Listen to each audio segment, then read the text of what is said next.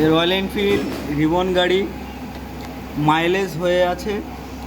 যদি এরকম মাইলেজ হয়ে যায় তাহলে কি করে ঠিক করবেন? প্রথমে দুটো জিনিস দেখবেন, গাড়ি নিউট্রালে করবেন আর এই কিল সুইচ অফ থেকে অন করবেন। অন করে আই বাটন চেপে ওডোতে নিয়ে আসবেন।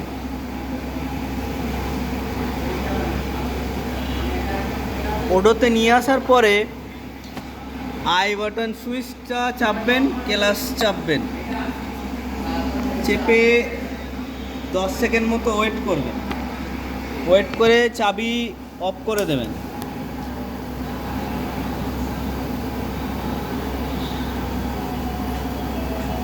দশ সেকেন্ড ওয়েট করার পরে চাবি অন করে দেবেন।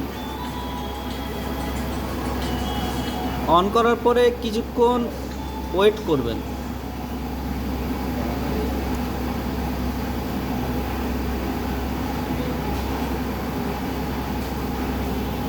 দেখছেন কিলোমিটারে হয়ে গেছে, তারপরে ছেড়ে দেবেন।